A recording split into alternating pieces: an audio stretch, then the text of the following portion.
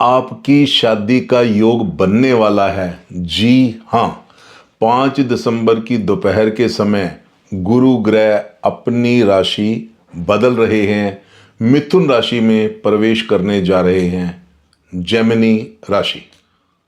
बहुत से बच्चों की कुंडली में उनकी शादी के घर से गुरु ग्रह का कनेक्शन बन जाएगा। उनकी शादी का योग एक्टिव होगा, जागृत होगा।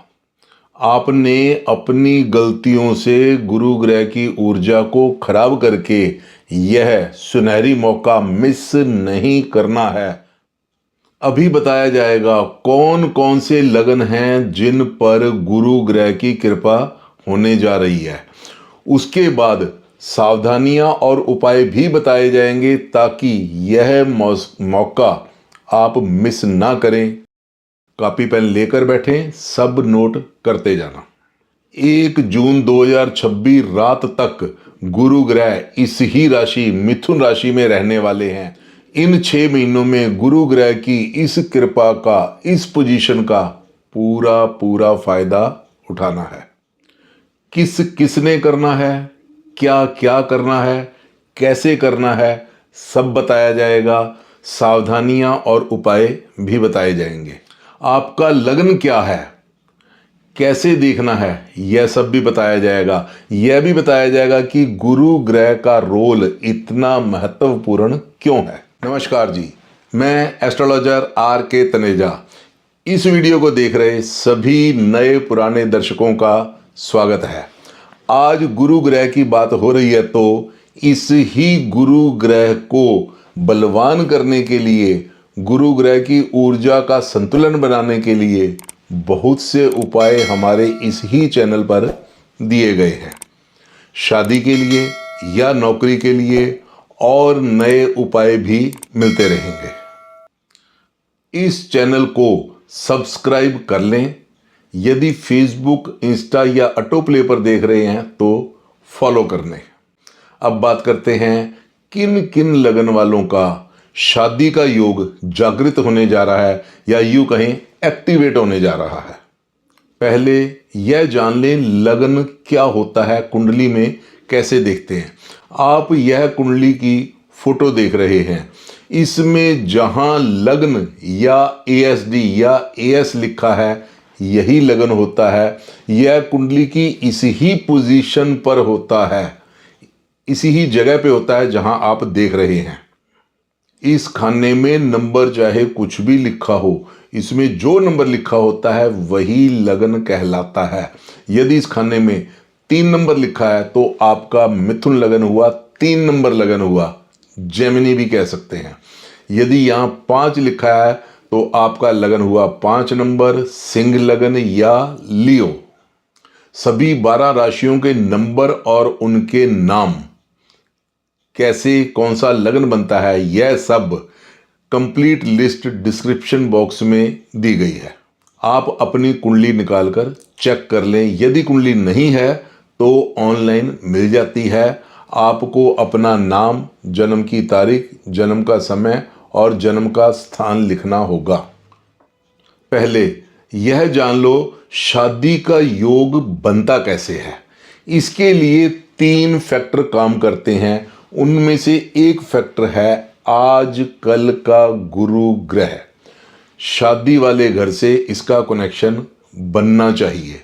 आज जो गुरु ग्रह घूम रहे हैं इनका आपकी कुंडली में शादी वाले 7वें घर से कनेक्शन बन जाना चाहिए। गोचर के गुरु ग्रह का यानी आजकल के गुरु ग्रह का। आजकल के गुरु ग्रह की, गोचर की यही पोजीशन बदलने जा रही है और इन 4 लगन वालों के लिए शुभ हो जाएगी। उनके शादी के घर से कनेक्शन बन जाएगा।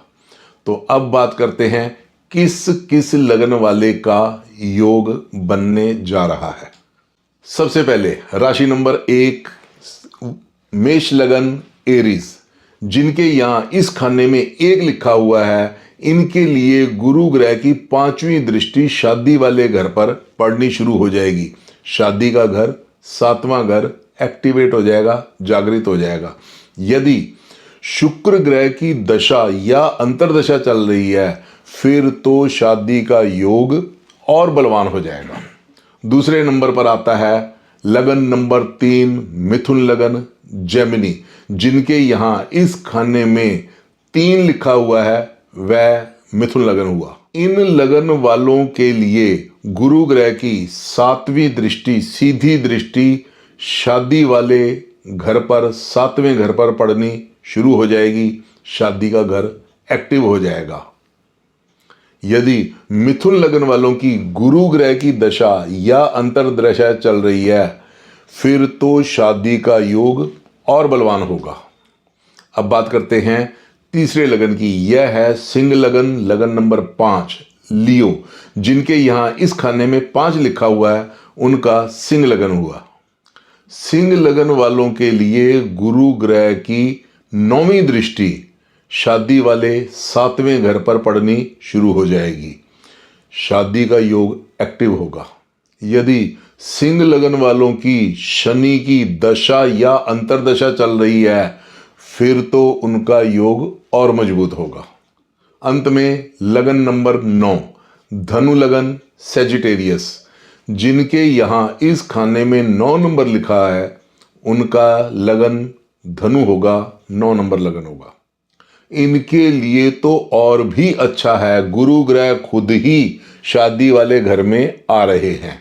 यदि इनकी बुध ग्रह की दशा या अंतर्दशा भी चल रही है तो शादी पक्की समझो।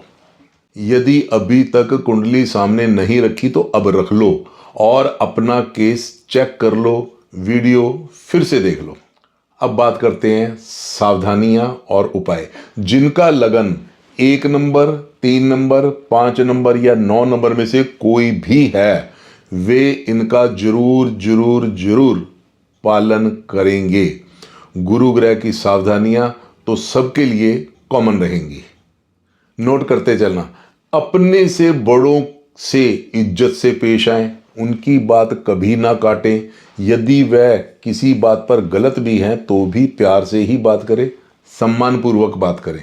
पंडित जी तथा बड़ों के पांव छूकर उनका आशीर्वाद लेते रहें।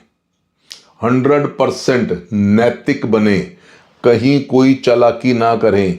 चालाकी का मतलब थोड़ी बहुत हेरा फेरी ही होता है। इन सब से आपकी कुंडली के गुरु ग्रह खराब होते हैं। अब उपाय सुन लो।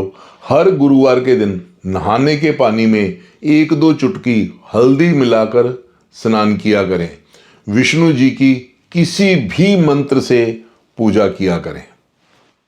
यह सब करें, इस मौके का पूरा पूरा फायदा उठाएं। हालांकि आपकी कुंडली में शादी का योग कितना बलवान है, दशा किस ग्रह की चल रही है, इनका भी बहुत रोल होता है। शादी के योग में 3 फैक्टर्स में से कुंडली का योग ज्यादा महत्वपूर्ण होता है। दूसरे नंबर पर दशा और गोचर का रोल होता है। आज हमने गोचर के बारे में बात करी है और दशा भी बताई है। कुंडली का योग देखने के लिए कुंडली का विश्लेषण करवाना होगा। यह कुछ गहराई का विषय है। यदि आपका नाम इस कॉम्बिनेशन में आ रहा है तो खुश भी हो जाओ और सावधान भी। गुरु ग्रह को नाराज नहीं करना, आज वो आपके साथ हैं। इस मौके का फायदा उठा लो। तो यह थी आज की जानकारी और उसके साथ कुछ सावधानियां और उपाय।